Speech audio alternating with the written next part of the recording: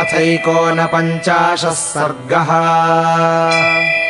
घोरेण शरबन्धेन बद्धौ दशरथात्मजौ निःश्वसन्तौ यथा नागौ शयानौ रुधिरोक्षितौ सर्वे ते वानरः श्रेष्ठाः ससुग्रीवमहाबलाः परिवार्य महात्मानौ तस्थुः शोकपरिप्लुताः।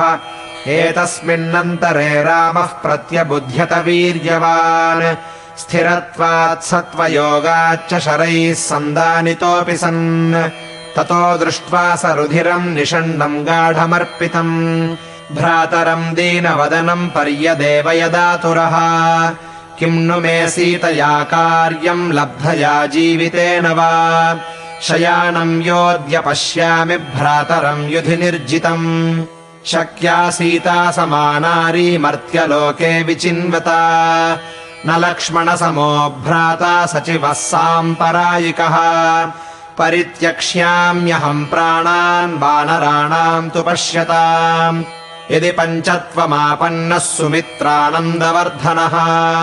किम् नु वक्ष्यामि कौसल्याम् मातरम् किम् नु कैकयीम् कथमम्बाम् सुमित्राम् च पुत्रदर्शनलालसाम् विवत्साम् वेपमानाम् च वेपन्तीम् कुररीमिव।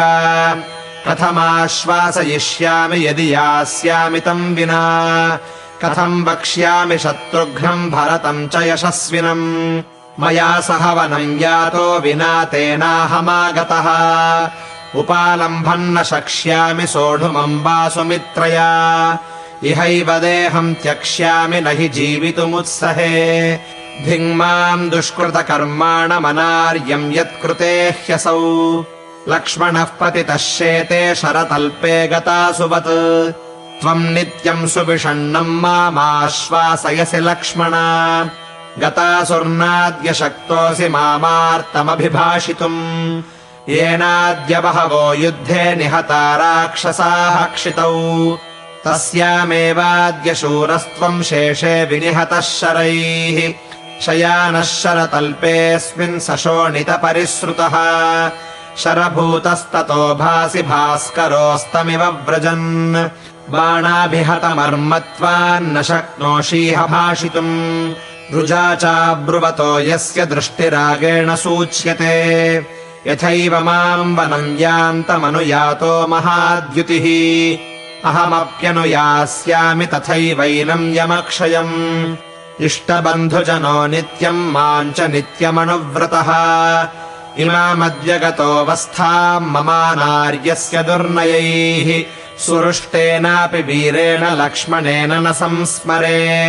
परुषम् विप्रियम् चापि श्रावितम् तु कदाचन विससर्जैकवेगेन पञ्चबाणशतानि यः विश्वस्त्रेष्वधिकस्तस्मात् कार्तवीर्याच्च लक्ष्मणः।